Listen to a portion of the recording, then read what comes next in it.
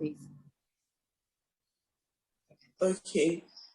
So I grew up with my grandma. So a few years after she traveled, my dad died. So it's been just I and my grandma. She came back later, but we didn't really have the mother-daughter relationship. Even after she came back, it was still very, very rocky, not this very close relationship with her. So I grew up in a home. My grandma too is not with her husband. So I grew up with, I would say I grew up with my mom's family. They raised me, and more of women. Okay. The men there were always out to work, but the men there were my grandma's children. That's my uncles and his friends. Then my great grandma, my sister, my siblings. You understand? Like there was no husband in there. Husband of anybody in there. So it was just like single women and people that were in a way. My grandma was also in a way recovering from abuse, and that was just how I grew up. It was just a very, very rocky upbringing. Like my mom left me with my grandma, and my grandma is very old, so she didn't really have the time to take care of us so it was just my uncles that did most of the upbringing. I have a disabled uncle, so because he was unable to go to work and do other things, so he just dedicated his time to taking care of us. So the other ones that were able to work and do other things would just go out and work. So it was just my uncle. And when my mom came back, she had to work too, so she was always leaving us with my uncle too. And that was how you brought. Okay, so that's fine. So what I want to ask you then is what was your how did you perceive love? What was your perception of dating, of love? What was your expectations about falling in love and getting married? I would be very, very honest. I never really had the time to sit down and think about what love is supposed to be like, or have a view of what love is supposed to be like. Before I got married, and even when I was going into relationships before my marriage, I was working. I just knew for a fact that I didn't want to be a liability to anybody. Even then, my mom had a shop, but I would rather work and earn my own money and use for myself than take from her. So I knew I didn't want to be a liability to anybody. So I was young, so I didn't really know I had to sit down. I didn't have any talk about love or marriage with my mom. You understand how the Nigerian parents are, so we didn't really have that talk. So I just had to figure it out on my own. But I figured it out after I got married. Okay. Before I got married, I didn't really have anybody to guide you. Of what I was. Okay. Yes, I really didn't have that. Okay, so what I want to ask no problem. And so how did you meet your husband? And what attracted him? Okay. I was coming back from school. My mom refused to let us stay on the school hostel then. So I was coming back from school, and he met me at the bus stop. He walked me home and did everything, the guy's things and all, and he got my number. So I refused to date him because I was seeing someone else, and he asked me out for over a year, and he waited. And there were times that we were staying in the same area, like the bus stops were just opposite each other. So there were times that we would meet each other coincidentally at eateries or so, and he would even leave the person he went with and come and meet me and keep me company and all.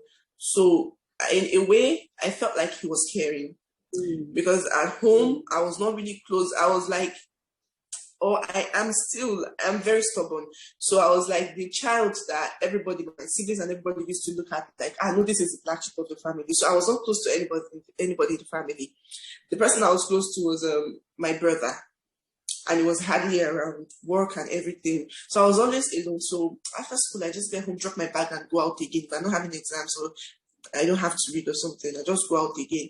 So he was there. He was always listening, talking. And after he asked me out that I refused to date him, I just liked back then that he didn't pressure me much. It made me know that he was always there as a friend, Yeah. and he was still asking me out. But the pressure was not there. Like if you don't agree to date me, if you do not date me, nothing, or no, it wasn't there. It was just there as a friend. So we built the friendship first before we dated. Yeah. So he asked me out for over a year, and during that year, we were just friends, just talking, calling, and checking up on me. Yeah. Okay, so he was quite persistent. He was charming. Were there any red flags? Looking back now, were there any red flags that when you look back now, that you can now identify and think, oh wow, if the writing was on the wall from the beginning? Yeah. After I agreed to date him, I was still in school. So I broke up with the person I was dating, and I agreed to date him, and we started dating.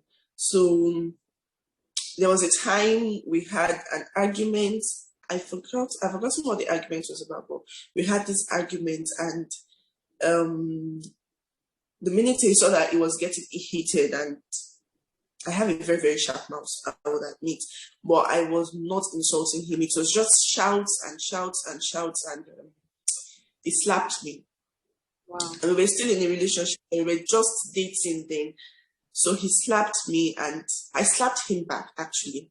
And I don't know if it's all men also. He had this man ego that if I slap you or if I hit you, you're supposed to stay down, you're not supposed to hit me back or retaliate or something.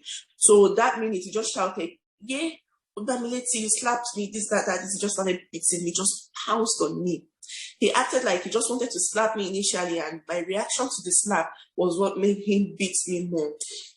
So I could not go to school for I could not go back home too. I just called them at home to let them know I was fine, and I could not go to school too because my eye was swollen.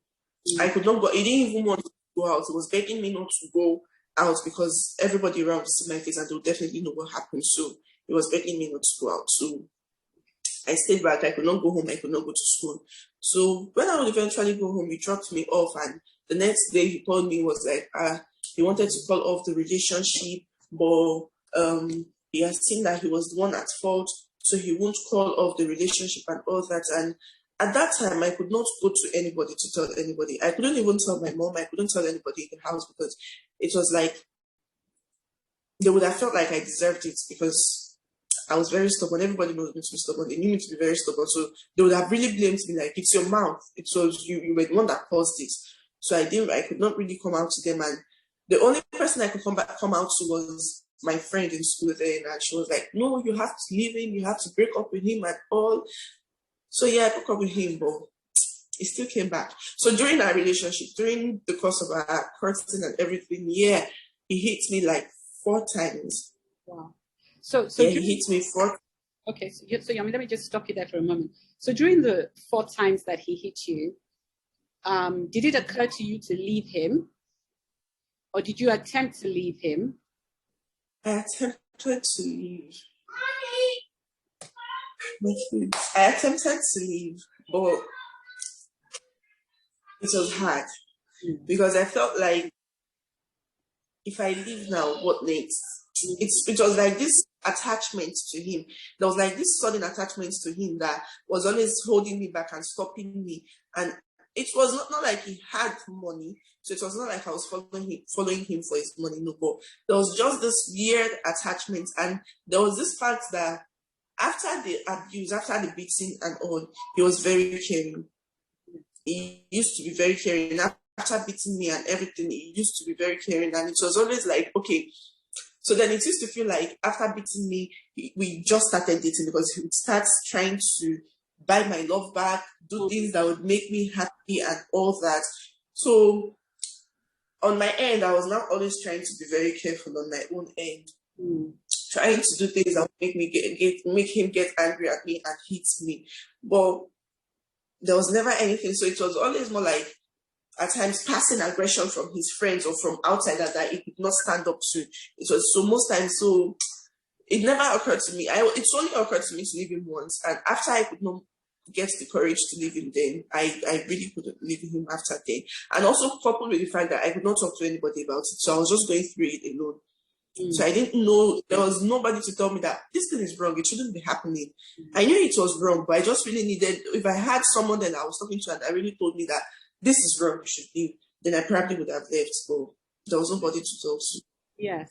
As you're speaking, you're reminding me a lot about when I was going through the same thing as you. And I tell people that an abuser is not necessarily a nasty person. And people say, why didn't you leave? But what people don't understand is they're very remorseful. Like you said, my ex used to cry when he abused me. He would cry, And so for somebody like you and I, we perceive that to be love. Whether it was now looking back, that's not the way to show love. But anyway, okay, going on. So you didn't leave, and then you went on to get married, right? You married him. I married him. The marriage was very rocky because while we were planning the marriage, it was war, it was hell. It was from one fight to the other, and his family members didn't like me. They really didn't like me. While we were dating, I would go out with he and his sister, and his sister would be taking pictures of the both of us to send to his ex-girlfriend. She was friends with his ex-girlfriend. They went to the same school, so she would take pictures of the both of us and send. So it wasn't until after we got married that they finally accepted that, okay, these two people are married now and there's nothing we can do about it. So it was really tough. It was rocky, and I really didn't want to. I wanted to be with him. I knew I wanted to be with him, but I really didn't want to be with him at that time. But my mom was like, okay, yeah, I was pregnant. So my mom was like, I'm pregnant, and if I do not get married, if I do not do this big wedding now, after I give birth to the child, he won't want to get married to me again. So now is the time to get married to him. And initially, he just wanted to do registry. So I think he was able to convince me too that he wanted to do registry. But you can't do registry or do court wedding only without. It has to be, my mom, you can't just take only me to the registry. We need to have witness. My mom needs to give her consent and everything. So when he found out that my mom was not going to stop at just registry, yeah, so he gave in to the big wedding. So I think he was very angry that he had to spend extra money that he didn't prepare for. So we were always fighting. He was always nagging, and we were always at each other's throat. Okay, so you always fighting. You got married. You had the children, and the abuse continued. I'm assuming the abuse carried on. Is that right? It never stopped. So, like 4 days after we got married, he was outside in the compound, and I wanted to talk to him. So he was backing me, and I tried to sneak up on him and talk to him. So I realized he was talking to a girl. So I stood there and I listened to his conversation. So when he noticed I was there, he turned and he was shouting, "What are you doing here? You got scared, you couldn't talk, you couldn't do this, you couldn't do that." And I noticed he was trying to go out. So immediately I was like, no, you can't leave me home here to go and meet the girl you were planning to meet. I already found out, so at least you should give me the respect that I have found out and just cancel whatever it is you want to do. And he was like, no, this, that, this. He got in his car. So I went to wait for him outside before he was able to drive out and reverse and everything. I was waiting for him outside and thinking this guy would stop coming on and at least let's talk. But no, he hits me with his car. And he just left me there. So he didn't want to know if anything happened. He didn't even stop to check if I was fine, if I was okay or anything. His younger brother was staying with us at that time. So it was his younger brother that took me inside. So it continued. There were times he would hit me with belts. There were times he would just, over very little things, very, very little things. And me, I had this kind of, doing it, you've not been apologizing. So whenever he does something wrong, or whenever I am even the one wrong and he's expecting me to apologize, I'm always going with the anger of, no, when you wrong me, when you do something wrong to me, you don't apologize, you don't come out. When we were dating, he used to be remorseful after hitting me. But after we got married, it was just like everything just went off, and it was just like there's no other. It was always treating me like there's no other way to get you to listen, or there's no other way to get you to do whatever I want you to do without beating you. Yeah. So yeah, so it was always like, okay, you have to do this or I'll beat you. You have to do this or I'll hit you. You have to do this or I'll hit you. So okay. It was always so it was constant abuse is what we're hearing here.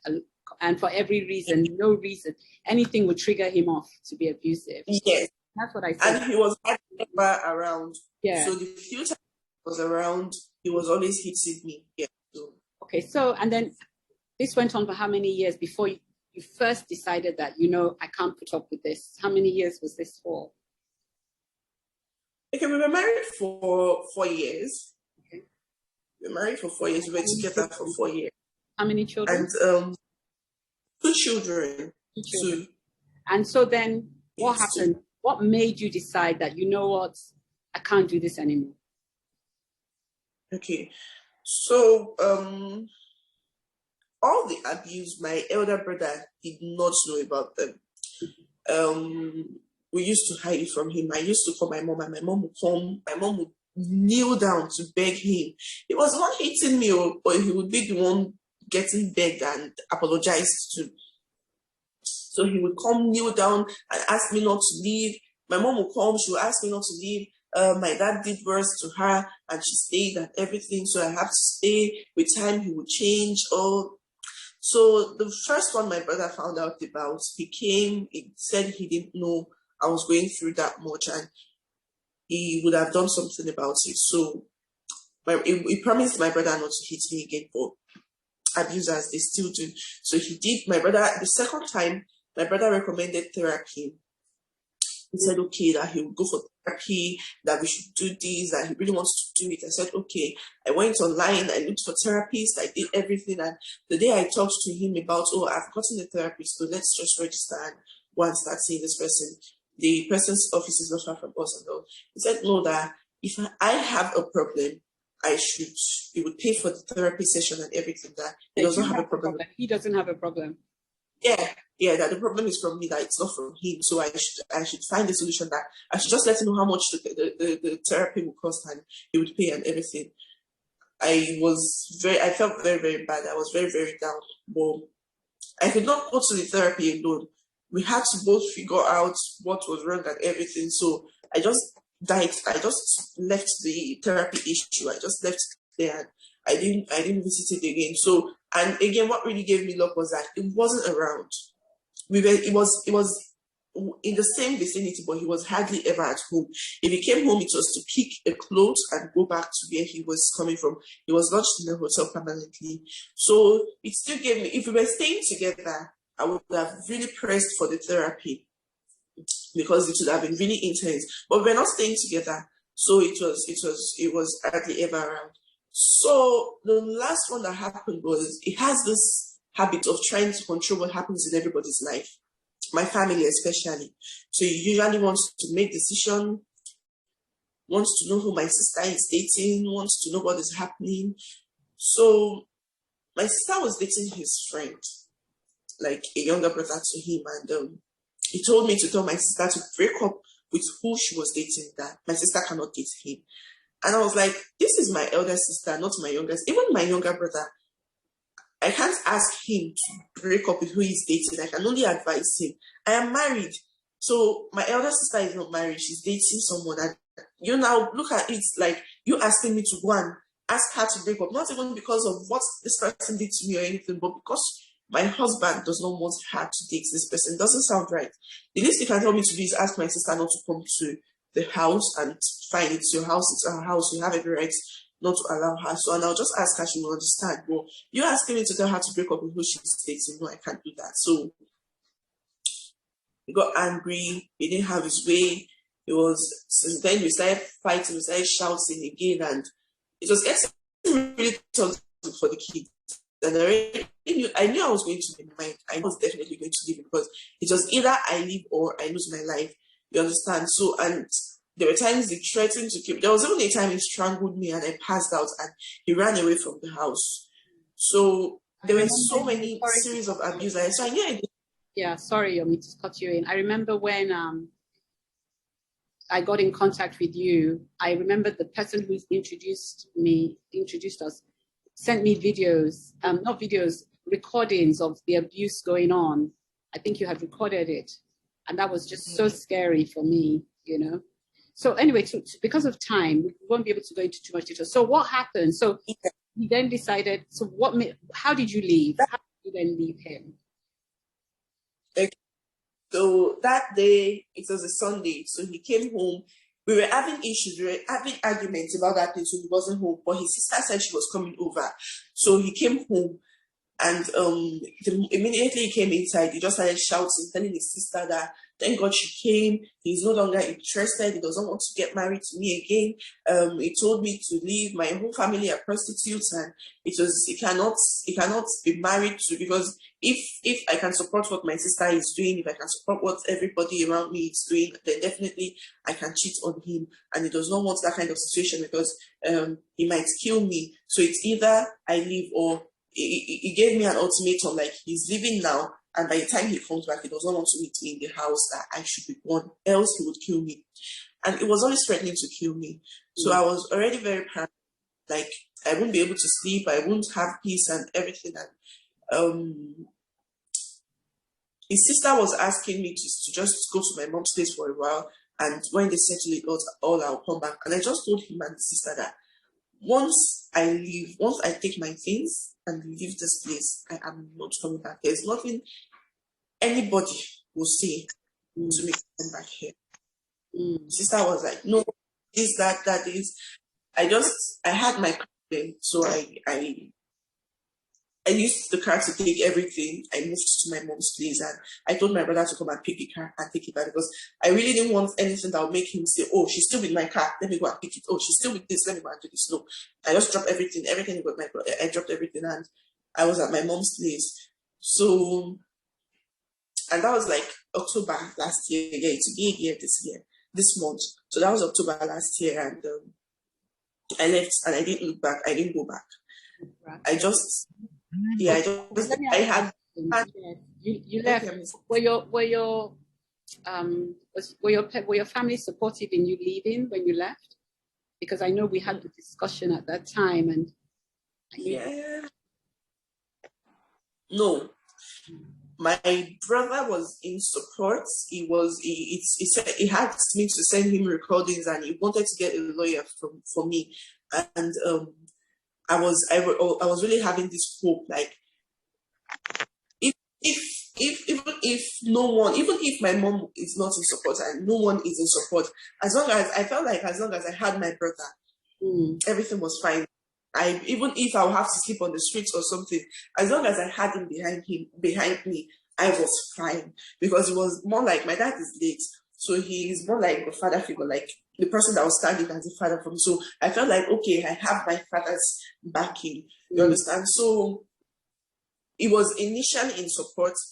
I really don't know what happened. I really don't know where it went wrong. I really don't know where everything just turned upside down. But my mom was really on my neck then. Like, she was calling people, telling people that I wanted to leave him because of a man and nobody should support me and all that. So she was, my mom. Yeah. She was really turning people's back on me, people that were ready to support, like, okay, you're not ready to support, let other people do this. But no, she was really lying against me and turning everybody's back on me and doing all that. So she was able to convince my brother to stop supporting me. I don't know what she told him. I don't know how they went about it, but all of a sudden my brother stopped. He just stopped calling. He just stopped being concerned.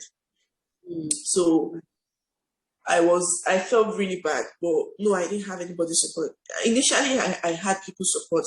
The only person that supported me was my sister. She's still there, but she couldn't really do much.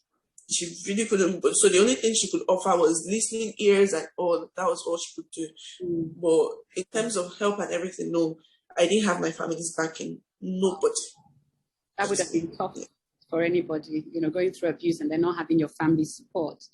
Okay, so Roland, so you left last year, thank God, and you left safely, because we also have to remember that some people don't leave, some people die in abuse, and what has life been like with you now? Because you have 2 children. Were you with your mom?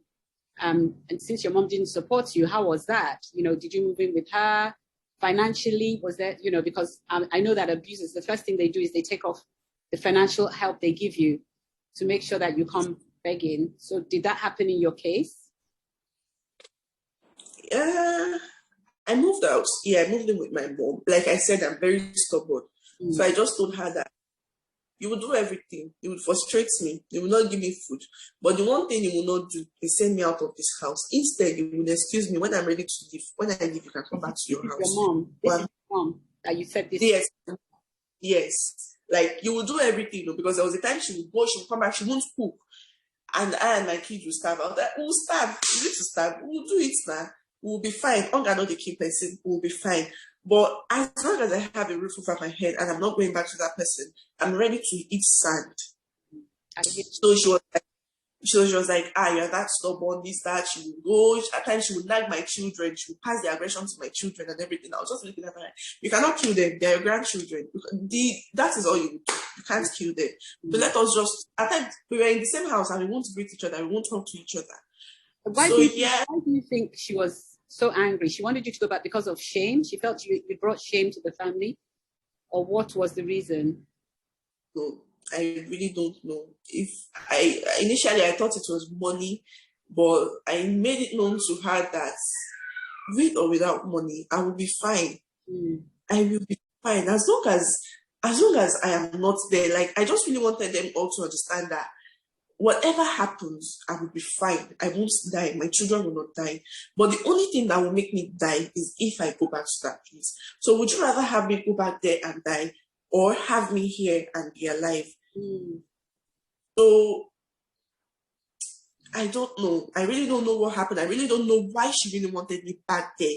But I think shame was part of it, because of all our friends, I was the first person, the first child that be destined to get married. And me that her friends used to use as an example for their children, their daughters, like, look at so person's daughter, she's married, wants to go and get married and everything. So most of them rushed into marriage because of me. I was the youngest then, and the older ones were not married. So it was just shame, basically shame. Yeah, let me just say shame.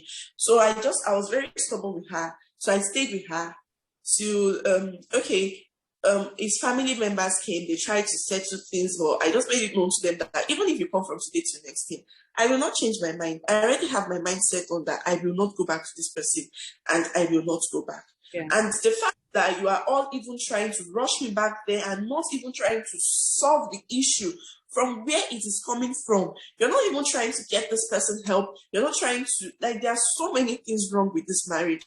There were so many, the marriage was nothing to write home about. Our anniversaries, we're always celebrating that we'll just meet at the gates, the estate gate, and we'll go out from there, we'll just depart. We hardly saw each other. We were just married for the sake of being married. We were not really married. Like, the main essence of being married was not there. There was no companionship. I was married, but I was alone. Yeah. So it was, and he was living his life. He was living his life around and doing all sorts around that. No, I just could not take it. So I just told them that you're not even trying to solve. All you are just about is you're being go back. You're not trying to solve this problem. Yeah. Uproot the problem. Solve it from where it is coming from. So don't just try and push me, because if you push me back here, I will still leave. I would leave, and the way I would leave would be even worse, because I won't even tell anybody I'm leaving, and I will just go missing, and nobody will see me, and the children. So just let me leave now and let him have access to his kids, or force me back there. Let me replan, strategize that nobody will see me when I leave, and eventually they will see me, but it might be too late then. So okay. I was really, I'm listening. Okay, so you left. Then after family, they put pressure on you to go back, but you were so stubborn, or maybe let me say strong, because you didn't have the family support, but you were still in your mind. You had made up your mind that that's it. And then how was it? So then you left, and then you moved into Momsy's, and then did Momsy come round? Did she begin to support you? How then have you transitioned? What has been your progress since you left? How is life today with your two children? Are you still with your mom? Do you have a good relationship with your ex-husband? Are you with your husband? Did he make life hell for you, which is very common when you say you're going to leave an abuser? Yes. Yes. Mm-hmm. Yes. There was a time he went to the kids' school to pick them from school, and we had an agreement. We had an arrangement. Like, the kids would spend the week with me, and the weekend with him. So he just went to their school to pick them, and the school called me and told me that he wants to pick them. I told them not to release the children to him. So he created a scene. He took house to the children's school, locked the gate, and threatened to burn down the school with his kids in the school. Wow. Parents had to come to the school to be picking they were passing their children for them on the fence, through the fence. So eventually I called the school to release the kids to him, because at the end of the day, he fought at the school and they broke what's on his head. So wow. he was at the hospital. They had to stitch his head and his neck and everything. And at the end of the day, the school still got him arrested for harassing a teacher, and was at the station. So my brother came, he bailed him out, friends were there and all. Your own brother? Yeah, my own brother went to bail him out and did everything. My mom told me not to go there, so I didn't go. I just, the next day, immediately, the next morning, I went to human rights. I called this place I saw online, DVALI. So I saw their number and I decided to call them. So when I called them, I explained everything to them. That evening, they said it was too late, but the next morning, I should go to the nearest police station that has human rights this thing, and they would send me a referral letter, and they just explained some things to me that I would do. So the next day I went there. They summoned him. He said he would come. He came with the kids, and the DSVRT gave me a lawyer. They tried to give me accommodation, but I told them that I was staying with my mom. So they gave me a lawyer, and it was tough. Even at the police station that day, I was the only one there. It was later that my mom came to join me, and he came with his goons, with his people. So I felt really intimidated, and I felt bad. Like, all that has been happening, I never felt bad, but that day I felt bad because it really would have been nice to have someone there. So I felt really intimidated and I felt really bad.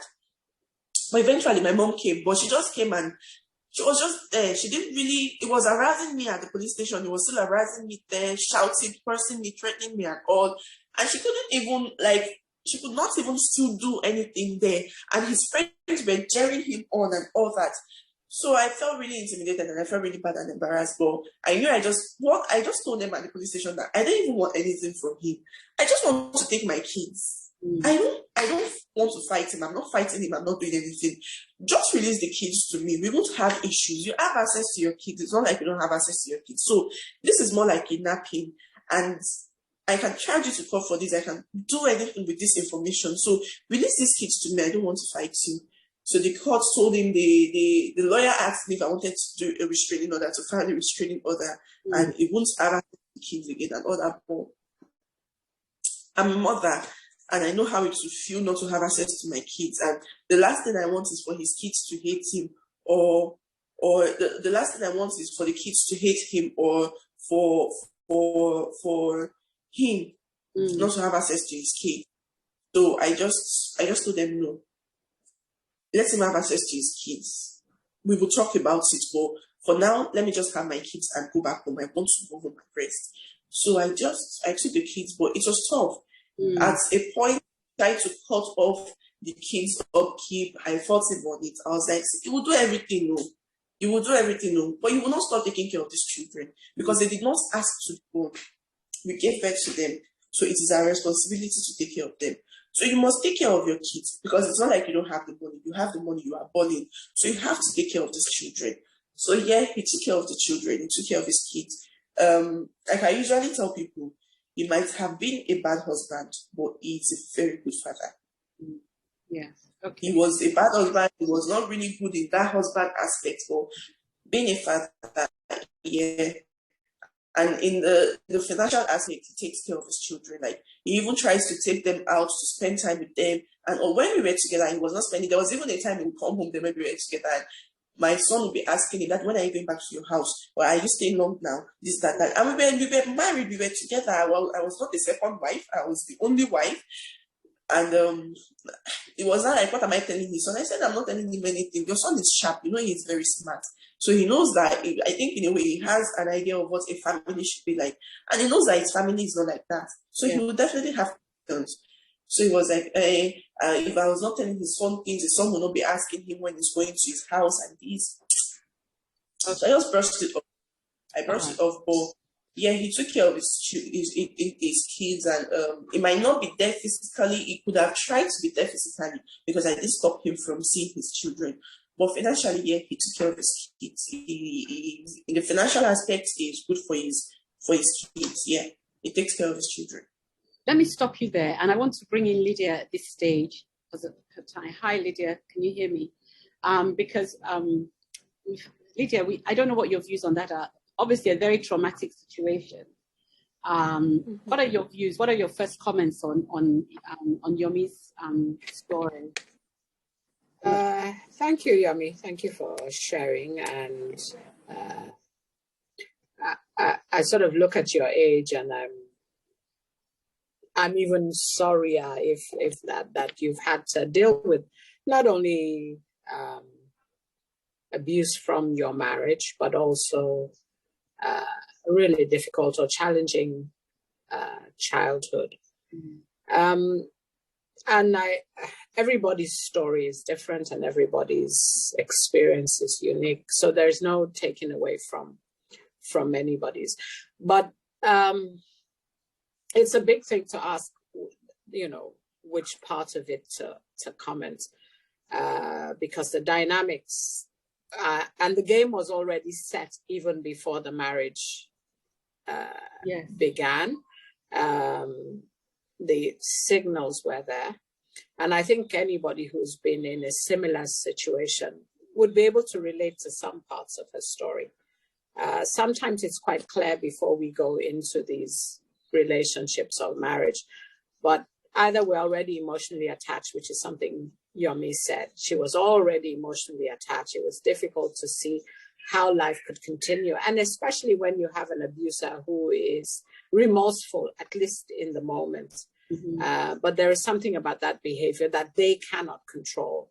So it becomes a cycle until somebody decides to come out of it or to break the cycle. And I like the fact that she did try to get counseling, to get help.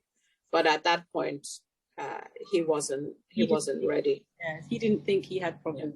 So Lydia, what kind of trauma does one experience? Because, what kind of trauma does one experience? What would you suggest, the sort of counseling for what sort of trauma when you've come out from abuse? Because I know how mentally I was when my own marriage left. I knew I needed to speak to somebody because at some point you do feel as if you're going to lose it, and I'm sure Yomi felt the same as well. So what kind of trauma one would have experienced from that sort of abuse, and what kind of counseling would you then recommend? I think what we always underestimate is the damage that these kind of relationship has. I heard her saying, my mom said to stay, my brother said no.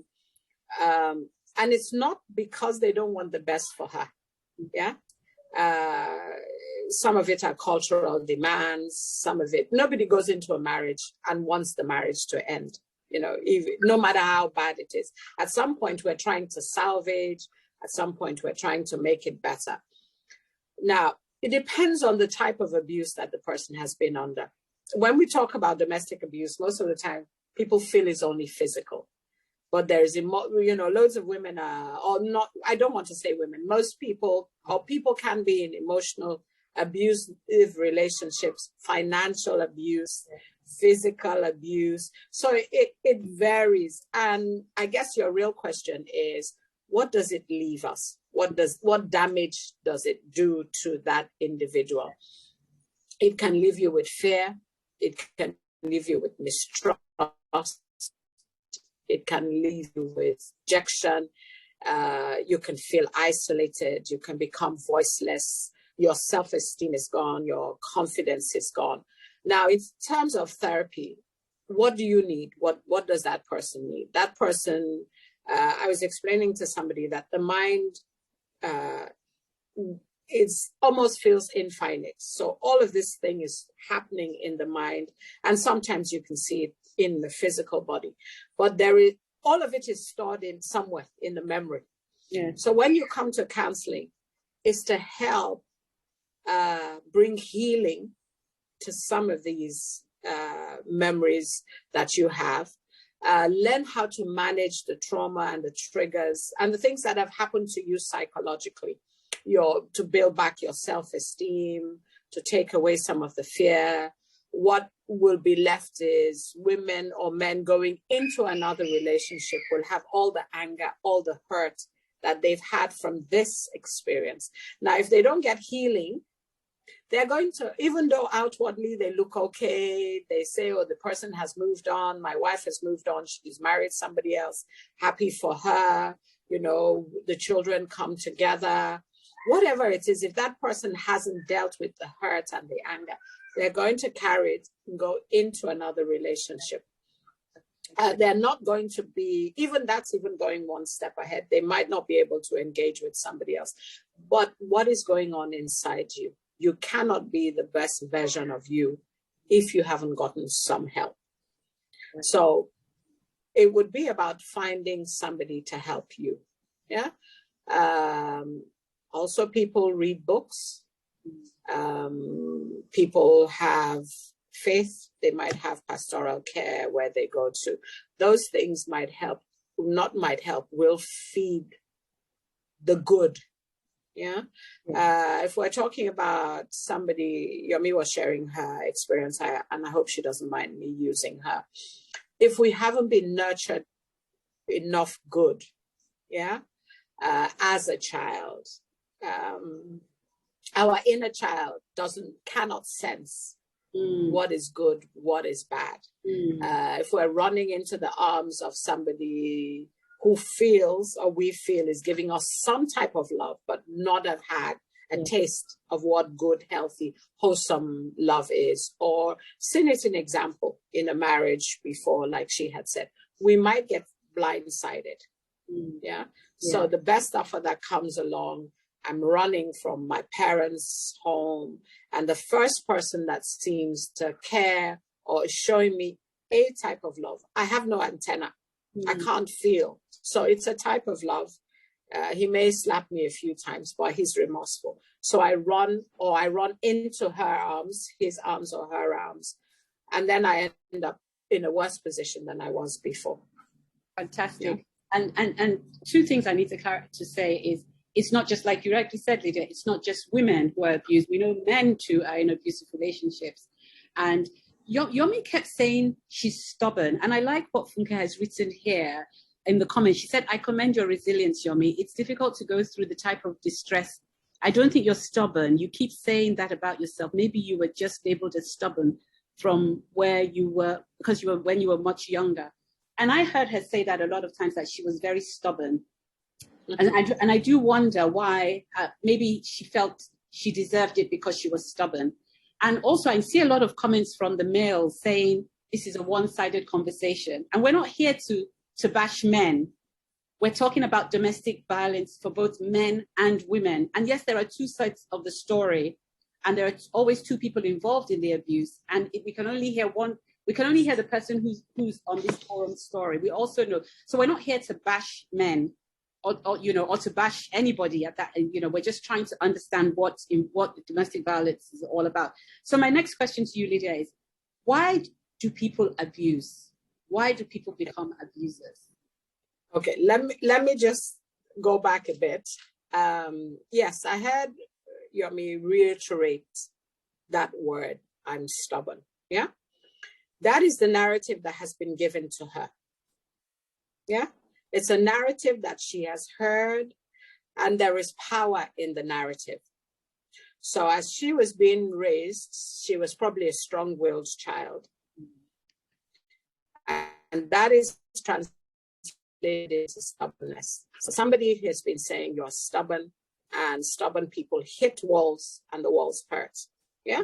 Now, she also grew up, if I go back in a way to give the men some voice, in a home where it feels like the women were quite strong and assertive. Yes. Yeah. And when you come up against a man, if you are a strong woman, not every man can manage a strong woman. Now she's also gone into survival mode, which is, I take care of me. Yeah, I'm the last woman standing. So in any situation, she goes into survival mode. And that in itself is probably what the men are referring to, that this is a one-sided story, because we cannot hear if that kicking into that survival mode triggers something for the husband. I'm not excusing anybody hitting somebody. I'm just explaining how sometimes our characters can work can work not as well as it can work for us. Yeah. So there are places to be strong. There are places to be assertive, but not all the time. So, but once we have that as a trigger where we go into survivor and nobody cares for me, then we use that strength of character, and it can become difficult for somebody else that we're relating with or to. And for a man, it might be difficult for him to negotiate unless he asserts himself physically. Yeah. So hence, the comments saying it's a one-sided story, because he might, on the other hand, say, I'm not excusing it, but the only way to control her, the only way to have the upper hand is by going the same way that somebody would, let's use a child scenario. So there's a child who's kicking off and mom or dad is saying, don't do that, don't do that. And then they go into, I'll smack you. And then they actually smack. So that line gets drawn closer and closer until the boundary is broken. Yeah. So does that balance out? So with the men, yes,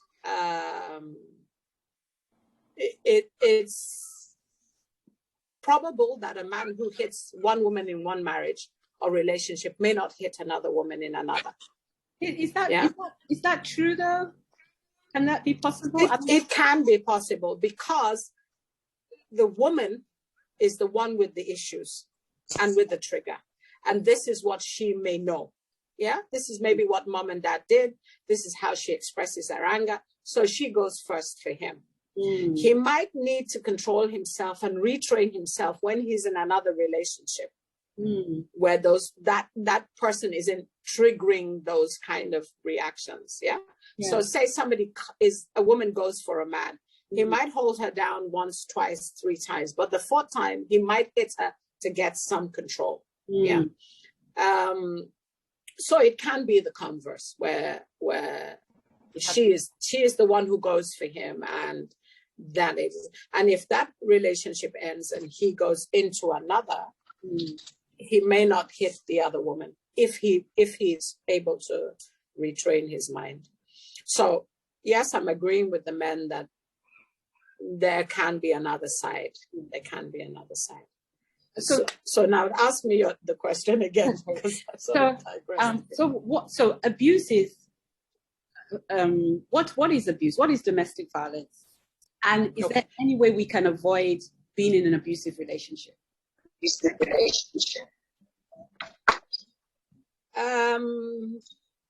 Can we avoid? Are there red flags because? Yes, there are loads of red flags. Roads of. I'll give an example. Yeah, I'll give an example of a road.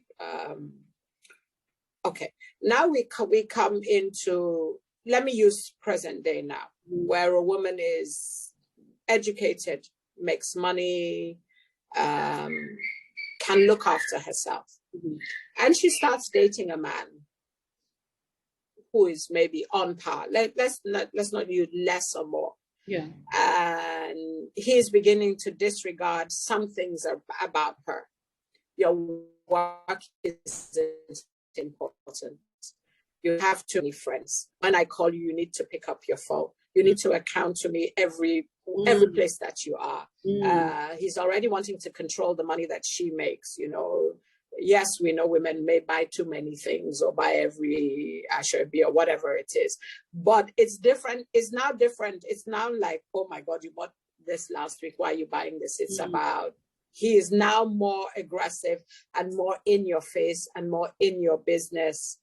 wants to know when you come back, when you go in. I'm not saying these things are wrong necessarily, but you have to have a scale. Yes.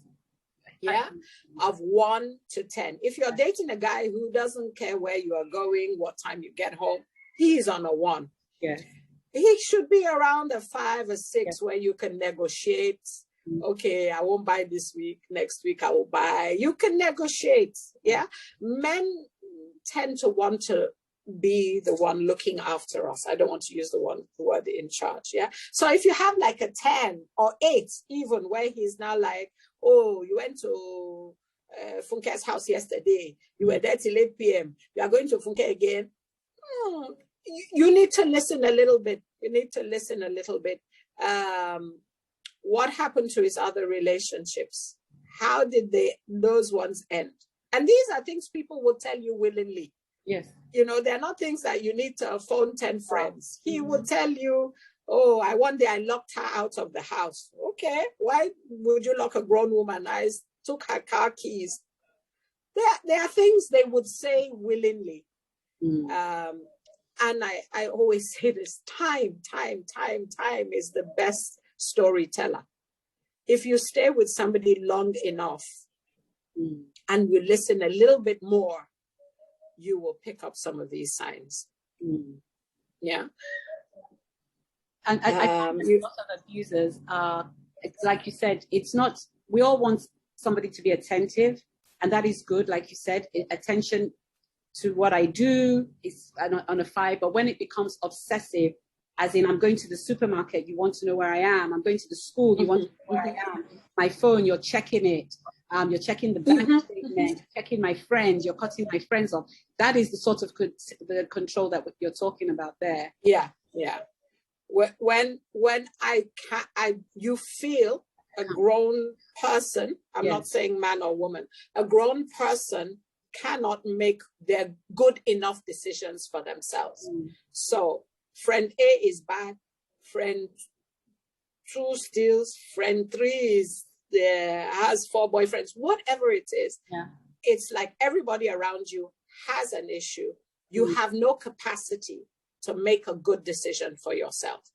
Then you begin to feel maybe not all is well. Yeah, I agree. Yeah. Fantastic. And we've got so many comments. I will come back to that. I just want to now bring in Mandy. Are you there? Joyce, can I just say something, please? If anybody wants to ask a question and they don't want it in the general chat, they can message me privately, and then I'll answer in a way that nobody will know that it's you. And also, before Mandy starts to comment, I just want to reiterate again, this is not a woman bashing men forum. We are talking I'm going to read some of the comments. Yes, I can see the comments going. It is about domestic violence in its entirety, whether you're a man or a woman. We're just talking about it. We're having open conversations. And this morning when I was getting ready, I was thinking to myself, I'm so happy that we can have these platforms now, because when I was going through my abuse, it was all hush hush and nobody wanted to talk about it. It was a taboo. And so Mandy, at this stage, I'd like to bring you in. Welcome. I'm sure you've seen the comments. Yeah, thank you. Thank you so much, Joy. Thank you for coming. Thank you, my first question to you is, the first question we get on the helpline is, people don't want to leave, male or female don't want to leave because they're so scared of losing their children. That's the first thing, especially women. So what does the law say about domestic violence, protection of the victim and the abuser? Domestic violence is a crime. Wow. That's one thing we have to establish, because a lot of people still do not know it's a crime. Number 2, when you look at the effect of separation on the children, you might want to ask yourself, what's the essence of this law in the first place? Because then when the couple separates, the children bear the brunt. On the other side, you ask yourself, what effects this have on the children? While together, in the home with both parents, and every day they are fighting, throwing objects on themselves or, hitting one another and all that, the effect on that child is also very bad. At the end of the day, that child becomes an abuser. So anyhow you look at it, domestic violence is a crime that must be stopped. Now, some people will tell you, but I married her with my money. And you ask that, whoever is saying, saying that is okay. Is she a commodity that you? Oh, it seems to have lost.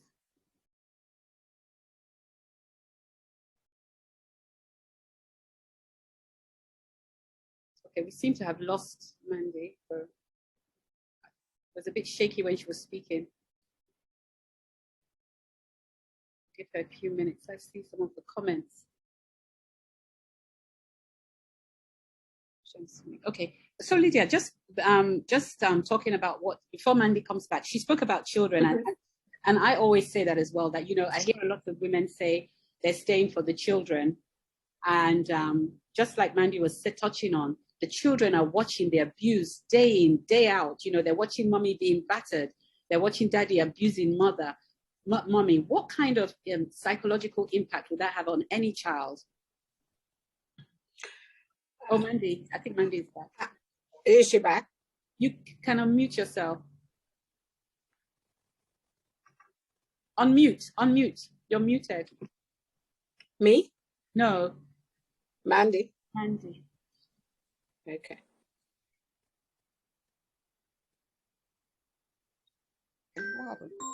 Okay, let me just, okay, she's back. She's back. Why some families will not accept anything called dowry, or even if they accept at all, it's something very insignificant. I mean, an amount that they can throw at you at any time. Now, that is that. Looking at domestic violence, the damage it has done to so many families is, I mean, you just can't quantify it. Now, as a child growing up in an abused home, I use the word abused home because when the abuse is every day, that child one will seek for solace out there. Now, when like the first speaker talked about, when you're in a home where you're not getting love, and then somebody out there shows you a little love, you fall for it. So that is what happens to most of the children that grew up in such homes.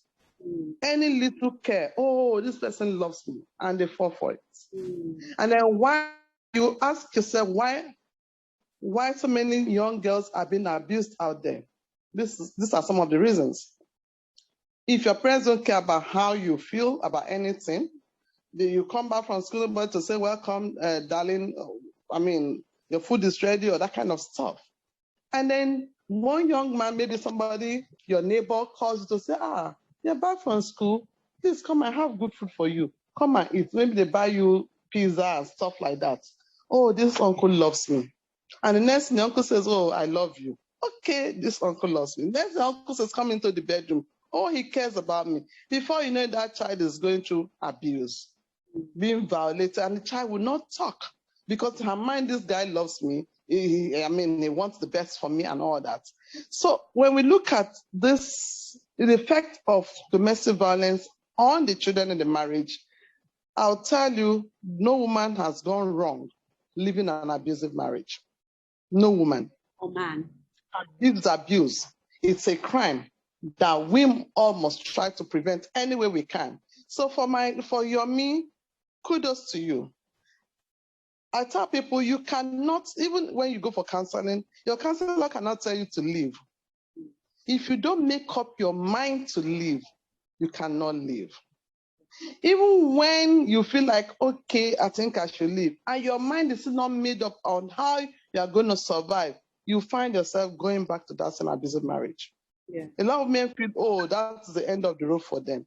If they leave, how are they going to survive? They're not even ready to go that extra mile to work and take care of their children and take care of themselves. They keep falling back. They keep going back until some of them end up being killed or maimed. So, Yomi, kudos to you. I'm happy that you are resolute from day one and you told whoever cared to know that you are not going back. And that is the first healing you get when you have been abused. Until you make up your mind to move on, nobody's going to help you to move on. So legally, Yomi, you're on the right track. The good thing about it is that at least the guy is being responsible. I mean, he's taking care of the maintenance aspect. So that is not a serious issue for you, because I imagine if it was not, then of course I would have said, oh, don't worry, we'll file for maintenance for you. Because a lot of men don't even know they have a right to file for maintenance. Some of them don't even know they have a right to file for custody. They still believe in the olden days saying that, oh, the man owns the child. So he says I should leave, I will leave. You understand? I was a victim of that as a child. You understand? So I can identify with women who are going through these things, and I can identify with the pain of the children in those marriages, because from those homes that are divided and all that, or broken, so to say. Now, as a child, when my mother was thrown out, I use the word thrown out, because she was forcefully thrown out. My mother was not allowed to come see us. We were not allowed to go see her. So that had a lot of impact on me, a very negative impact on me. I prayed hard to be out of that mess for a very long time. And each time my mother made that attempt to even see us, we suffer. I mean, for a month or two, my father would not care about us, or, he can't be bothered. He won't even talk to us. It was that bad. So I grew up with that pain that, okay, why should the children suffer? Why should the mother be deprived of, access to her children? Why? The whys were just too many. So when I had the opportunity to get into a situation where I can help women who are going through this stuff, I saw myself, I dived in so badly that, I do this work as if somebody is paying me some billions somewhere, because I was a victim of that. So Yomi, thank God, at least is maintaining the children. Thank God you have the heart to even allow him have, access to his children. But I hope, one question I'm going to ask, have you gotten a legal custody of your children? If you have not, please contact us. We're going to help you to make sure you get a legal custody. But as long as you have legal custody, anytime, any day, this guy can still come and take those kids from you. So anytime, any day you want to travel, you might not be able to travel with those kids if you do not have legal custody. That is the law. So you need to go the extra mile to get legal custody for those kids. Now, talking about domestic violence, really, I need to talk about it so that every man, every woman... Mandy, sorry, can I stop you for just one moment? Somebody has sent me a message anonymously about your feeling, you resonated with Yomi, so you're feeling really bad. Can you send us your number in the chat box so that we can call you directly? I don't know how you managed to say it, but you sent the message to me, anonymous. Please drop your number right now in the chat box directly to me, and we'll get you help. All right. Okay, Mandy, please go ahead. Yeah, is it my number you wanted, or? No, not you. Somebody who was anonymous has left a message. Okay, good. Know who I'm talking so, about. Yeah, no, I've lost my train. Where did I stop now, please? Okay, should I continue? Let me just ask another question then. So, okay. When Yomi spoke, she mentioned the police.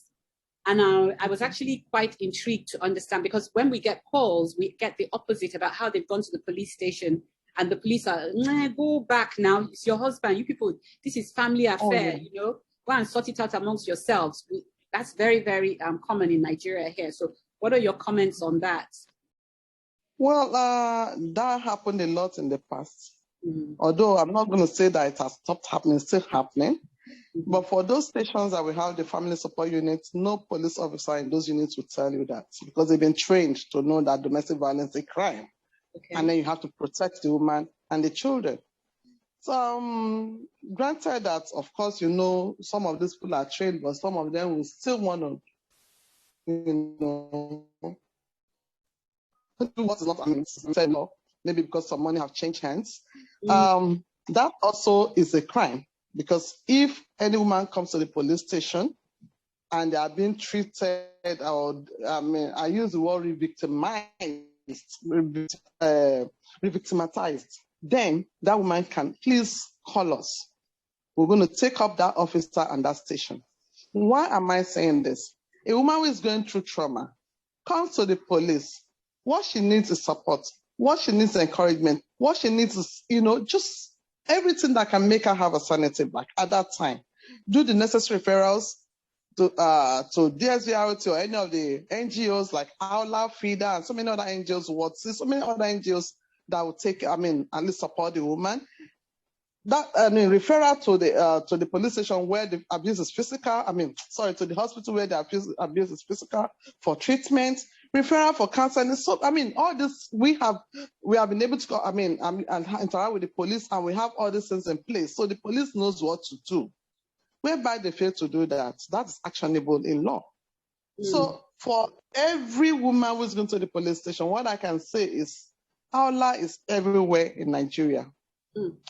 Every state of this country will have a branch. You can call on any of the hotlines that we have. Anytime you call that you have to be at the police station for family, for domestic violence or abuse or any of these problems against women, please call us. We do these things free of charge. It's free of charge. It's done, even when we have to go to court for them, it's pro bono. So please, your number, Mandy, before you. This is what we can do to help women. Like I said, I was a victim of this as a child. So we do not want other children to go through the same thing. Neither do we want other mothers to go through what our mothers went through.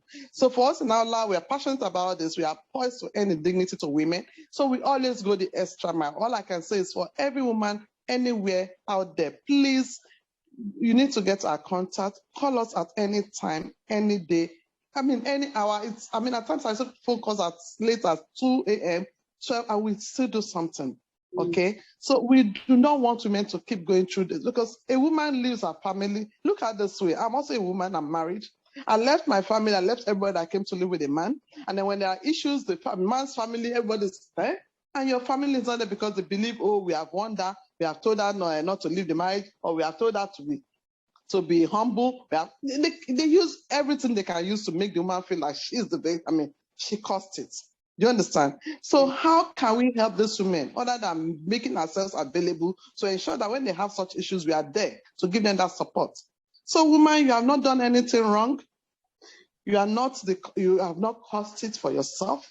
No man has any right whatsoever to hit you or to even abuse you emotionally in any way, financially or whatever.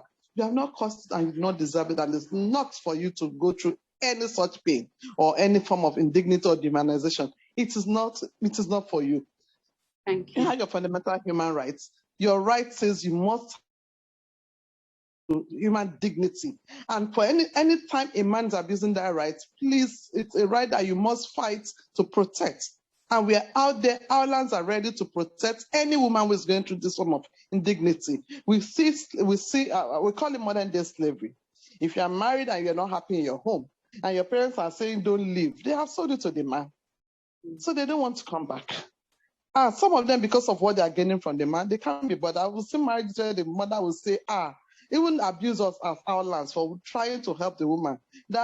Some women said, your children will, and I'm like, my children will go through what? My children will go into a marriage and suffer, and I will not stand to protect my child.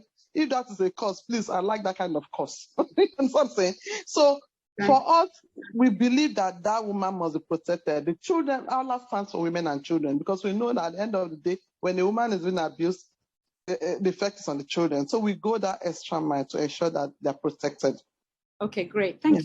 Mandy, please make sure you drop your number in the chat box. We have some people putting up their hands. There was you didn't have a name. I have iPhone is what I see here. Would you like to ask your question? Good afternoon, everyone. Good afternoon, mommies and daddies in the house.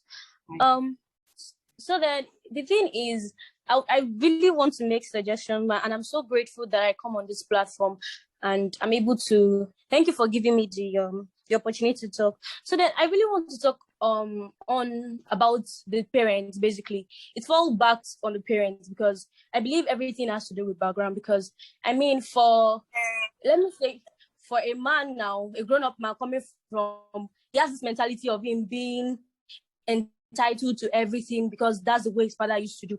And then getting married to a lady who has seen her mother being abused or being slapped or being all sorts of things. And then you now tell these two people to merge together and get married. And at the end of the day, and the guy is just like, what, you are so useless. And he has this mentality that, because he's married to the woman, he has this mentality of he owned her, he's a possession. And then with the children, we are seeing all these things, we learn, we pick from it. So I believe whatever we are doing or whatever our parents are saying, basically it should be on private matters. They should not allow the children to go through such, because at the end of the day, we go out there displaying such things, and then the society becomes so toxic that everybody just have this sense of entitlement, sense of, okay, that everybody has to be nice to me. And at the end of the day, you just become something that's nothing to write home about. And then at the end of the day, you get married, you have children. And it's not even like, okay, let me now say the mother is like, because out of shame, out of anger, out of everything, she had to leave the house. And then they have this mentality. I like the fact that Mommy Manji said that, women, if you are living, you have to live with your, if a woman is living a marriage, she has to live with her children. Yes, but then at the end of the day, what if the woman is a spoiled woman? Like, she's a spoiled brat naturally, because she growing up, she has this mentality whereby her mother uses the money, maybe the money she's meant to use to cook, she uses to buy a shebi, and the man is always complaining, you have to cook for your children, they have school fees, so let's join hands together. And you're like, all my age mates are going to party, then I will not be taking care of one children. I've seen families like that in the East. And then the woman is like, they're your responsibility, you get married to me. I did not come and force you to get married to me. And at the end of the day, the ladies, the girls in the house, they're picking from it. And then they have this mentality that, okay, they're entitled to everything. Men has to do everything for them. And, they become liability. And I believe that's why, men now, like, the man in the marriage now start, pouring out his frustration, his anger and everything. And he's like, okay, you can't even do anything. And the little I bring, you complain. All you want is a share. You want to join your friends to party. You don't even care about the family. And at the end of the day, when he gets to that junction whereby he cannot, whereby he cannot control, whereby he cannot he's just tired, basically. He's at his last stroke, and then he hits the woman, and the woman is like, oh, my husband beats me. But then what has the woman been doing inside? How has she frustrated her husband? And how reduce it to this person know the job. Okay. How has this thing? Yes, your point is taken. Can I continue, ma? No, I think your point is taken because of time. Your point has been taken. I think what you're talking about, a lot of upbringing, the women as well as men can be responsible. I'm leaving here 2 hours time. Responsible, but you're also, what you have to remember is that there's no excuse, and I think somebody put it in the chat, no excuse for anybody to abuse a partner, whether man or woman. Okay, so thank you for your comment anyway.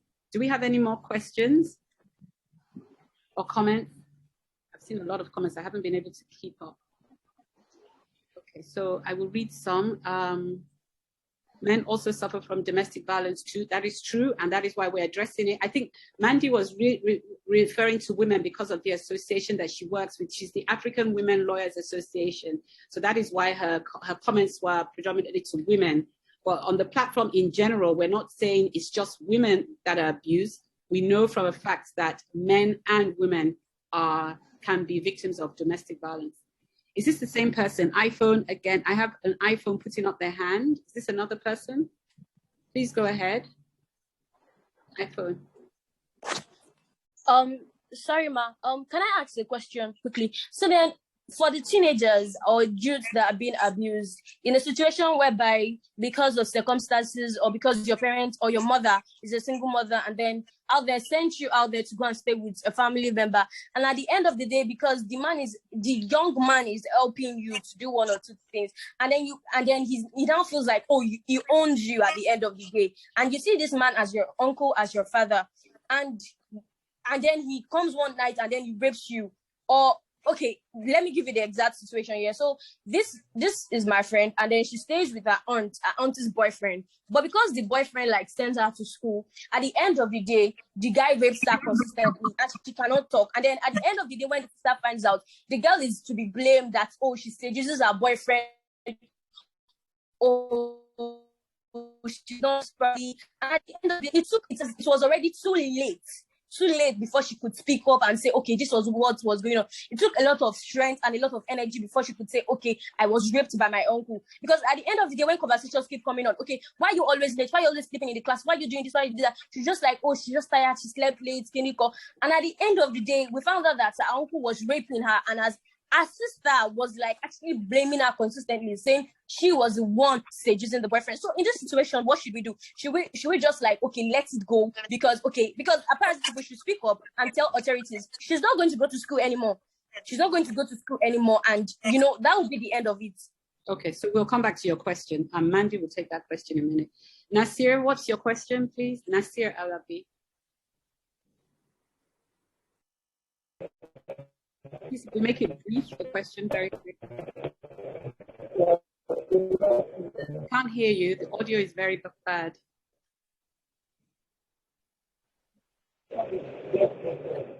Hello?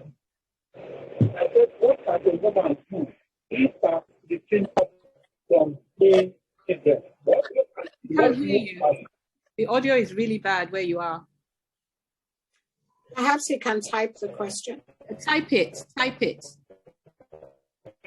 Lati, do you want to go ahead? Okay, good afternoon, everyone. Good afternoon. Yeah, my name is Latifat. Okay, so I joined the conversation a bit late, but I could hear Yomi say that the husband happens to be a good father, but not a good husband. My question is, because I've been thinking and asking myself, because Yoruba will say, "Obìnrin tá bá fẹ́ la máa ń fẹ́ràn ọmọ ẹ̀." Why will a man love the children but not the wife? Please, I don't know if anybody can give me answer to this question. Okay, thank you. I think Lydia will take that. So first we'll talk about, Mandy, would you like to answer the first question? The lady whose friend has been raped by her uncle, what they need to do? Even though I didn't really get the scenario. Okay, the question that I would have preferred a situation where each person asks and then we take it immediately. Okay. Now, but I heard one talk about where the woman is of bad character, or the woman, the woman who spends all the money on her shabby and all that. The basic question she was asking was, she then went into a scenario where she said her friend has been raped by the uncle. And there's the uncle, the aunt is blaming the victim and saying she seduced the man, the uncle. So what would you suggest that they do in that scenario? Legally, whether she seduced the uncle or not, that does not give him the right to rape a young lady. Now, I do not even know the age of the child now. How old was this lady that was raped? Was it an under 18 or above 18? Because if the person is I'm assuming it was a young person. I heard school. Was it primary, secondary school? I don't know. I don't think. If it was a school thing and it's not university, secondary school, then that's defilement. The age of the child is immaterial. Whether the child seduced, what are we talking about? This is actually an eyesore. Why do I say it's also against the law for you to say that a woman seduced a man into raping her? There's no such thing. In law, there's no such thing as you seduce somebody into raping you. Rape is rape, defilement is defilement. So let nobody blame the young lady. Every human being is, we have, there's a limit to where our rights, where your rights stop to where the other man's right begins. Yeah. So does it mean that every pretty woman on the street should be raped because she's beautiful? Or does it mean a woman who is well-cuffed should not go out again because she's well-cuffed? What is the definition of seducing somebody? You understand? So rape is rape, and nobody should blame the victim for rape, because this has been the problem that this society, we still have in this society. When it happens, they will say, when you'll be walking as if, or why we're revealing clothes, why wearing tight clothes. That is no excuse for raping anybody, please. It's illegal as far as I'm concerned. It's in the law. You cannot use that as an excuse for raping anybody. Rape is rape, defilement is defilement.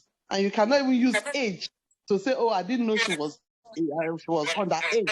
I thought she was 50 or I thought she was 25. No, age is immaterial. As long as that person is a child, it's defilement.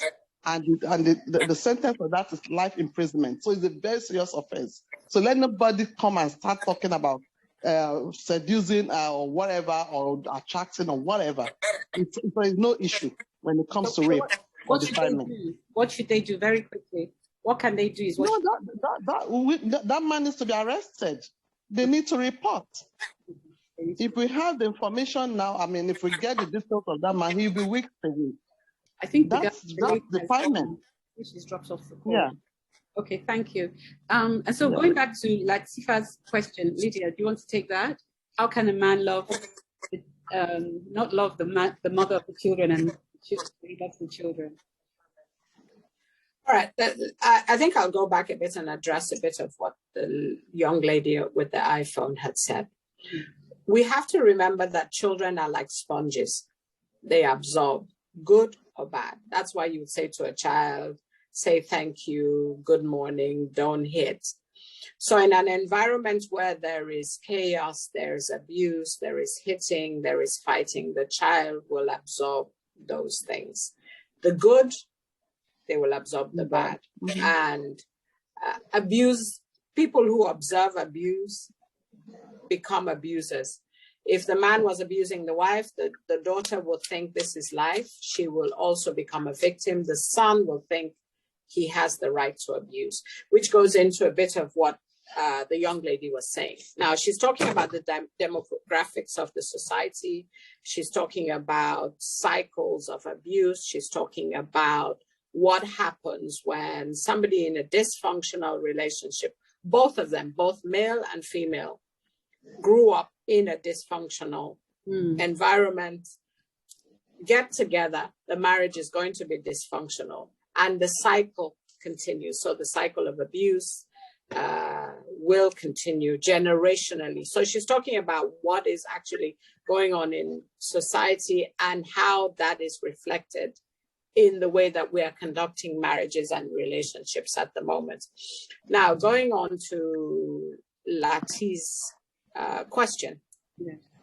How can you love children if you don't love a mother?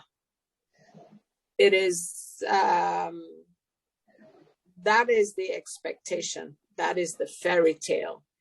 But life doesn't always stick to a plan. So if a relationship ends and the man still has the capacity to love, to nurture, to look after his children, whatever difficulties him and the wife has is between him and the wife. Actually, what is really important now are the products of that relationship. How can we parent better together moving on? We don't have to be together to parent effectively. We can still parent because actually as adults, the children are the more important. As a parent, you step away. Now, what happens sometimes is the children become the weapon. Yeah? So the man says, if you don't do this, this and this, you won't get the money. I won't spend time with the children, because he's trying to help the woman. The woman also uses them as weapons. Yeah, he has another relationship. He has to come at an exact time. He has to give you exact money for him to relate with the children. Some of the parameters that you didn't even have in the relationship before, you begin to put them down, yeah? Because you are using the children as a weapon. So as parents, when these difficulties happen, whether they're psychological, financial, emotional, physical abuse, the end is we are left holding people that we are responsible for. Do I make responsible decisions towards my children? Yes. If he's able to support me, to support the children, be a good dad. If I'm saying he has to love me, then that's too much. Because he didn't. Some children are born out of rape. Some children are born out of casual encounters. Yeah. And the partners do not care for each other emotionally, but they have a responsibility towards a child, and they use that. So when a woman is saying if he loves the children, I brought them, I'm an extension of the children, he has to love me. No, it doesn't work. Because then she gets it decided and uses the children as a weapon. So it's an ideal, it's not life. Great. Thank you for that, Lydia. Nasir, we'll take you quickly. Fortunately, we're running fast out of time. Nasir, are you there? Nasir? Okay, we've actually come to the end of the session. I'll just quickly run through some of the comments. Are we recording? Yes, we are. People talking and commenting about rape. When rape occurs, a report should be made. Yes, that is true. Again, please reach out to, okay, we've said that one, the lady. Yes. Sorry, can I address, there was a question the lady asked that I need to address. Can I? Yes, there's a question. Hello? Yes, Mandy, we can hear you. The lady that talked about women who are not responsible if they can be allowed to take their kids with them. Now, when there's a situation of separation, and then the woman is that irresponsible, and it is proved before the court that the woman is irresponsible, obviously the court will not grant her custody. Custody is not automatic. It doesn't mean that because you are the mother, you must have the children. Correct. And also, domestic violence is not one-sided. Some women actually abuse their husbands too. So we have cases like that. So it's not as if because the woman came to report. Because when they come to report, we always call the man. We ask questions. We put them at the table and talk about it. It is when we see that truly this man is culpable or truly the woman, that is when we now take action. So it's not like, but of course, if it's a case of physical abuse where we see the woman is broken and all that, the important thing to do is to arrest the perpetrator. So it's not automatic that custody must be for the woman. No. The best interest of the child is what the law looks at. So if the woman is somebody that can give love and care to the children, of course she will get the custody. If the man is also the one that is seen to be the one that can take care of the children, of course he will get custody. But when they say the best interest of the child, at that age where the children are growing, they need a mother's love. But when the man is able to prove that this man is not giving love to the children, there's no way that man can get custody of the kids. So it's not automatic, please. If I was addressing the issue at hand, the cases that have been brought before me does not mean that it's a blanket saying that it has to be the woman that has to take the children. No. Okay, please forgive me if I did not address that when I was making my presentation. That's very helpful. All right, thank you. Okay, Joyce, there was something, sorry, Mandy, there was something the young lady said, I think, which was really her question. The lady that was, the young lady also who's been abused by her auntie's boyfriend, it feels like she has to remain there because if she's moved from there, her mother is unable to look after her. That's why she's living with the auntie. Now, if she cries rape and says this is what's been happening to her, it means that she's going to lose her home and she may not be able to go to school. That's separate from the idea that she will be mocked and not believed. Yeah. So what she's saying is the friend is stuck. Is there help? What would happen in that situation? Is there an organization that can pick her up? Yeah, that aspect truly you cannot. Yeah, I understand when people say these things because really, even we have been advocating that the government should go the extra mile to, take care of the education of these children who are victims of abuse and all that. Be that as it may, we as an organization, we also assist in our own way. If we see a child in such a situation, we don't know the state where she is. She's in Lagos. She's in Lagos. Of course, education is free in Lagos. And if, she has to go to a private school, we also have funding for private school. That's if what I mean is from our association, we're able to come together to, fund such kids. And we also have people we can refer them to who can also fund their education. So that should not be a reason why any child should be stuck in an abusive home. Please, your life is so important because at the end of it all, when that uncle continues to abuse that child, at the end of the day, we have seen cases where the child gets pregnant and they try to abort it illegally and the child dies. So these are issues that we have to look at. And then the mental effect on that child. That child is really not doing well in school as it is. Take it or leave it because she's not happy with the situation. So the earlier she gets out of that home, the better. So please call us, or you go to the nearest police station and report these issues, because you cannot die in silence. Your education will not be truncated, even though we know that we don't have that your education is not truncated, but we are working towards that. We're also seeing what we can do to assist such victims. We have so many victims we are sponsoring in school right now as we speak, and thank God to the Lagos State government. They are listening, and we hope eventually something will be done about the education to ensure that the education is not truncated. So please, that child should please report to the nearest police station or call us. Our numbers are, I've put the numbers on the chat. Anytime, please do not suffer in silence. You don't need you shouldn't, that's slavery. You are condoning slavery, and that's not good. You're going to end up doing that to other people if you continue in that kind of relationship. If you continue to live in that home, you will now feel is the right thing to do. So by the time you become an adult, maybe, God knows, but from what we see, most of these abused children end up becoming an abuser. Yeah. So please report to the nearest police station or call our line. Thank you. Thank you so much. Thank you, Mandy, so much for coming today. Thank you, Lydia, for coming. And Yomi, kudos to you. You're very, very strong. Your last words, Yomi, to anybody who's going through abuse today, what would your comments be? What would your advice be? Anybody that is in a situation, an abusive situation? Okay.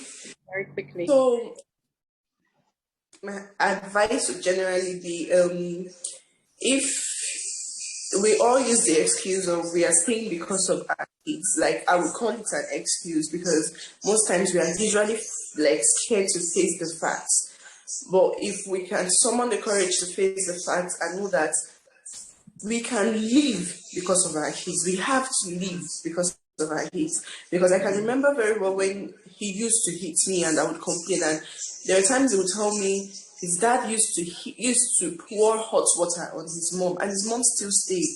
And I just realized that it's like a cycle, like recycling things and recycling bad behaviors. So it's like you're trying to raise your children to believe that it is right to do this to someone and it is right to take this from someone. So we have to stop it as a particular generation and be intentional about certain things, right? So the minute, if they would change, if an abuser would change, whether a man or a woman, let it be a personal decision. You can enforce it, you can influence it, you can support it. But until someone sits down and say, oh, I want to make this thing work. I want to stop being a bad person. I want to stop treating this person this way. They won't stop. Because if you force them to stop, if you force them to change, one day something will trigger it and they will go back to being who they were. So if you have to give them that space to be who they are supposed to be, to realize that, oh, I have to set things right.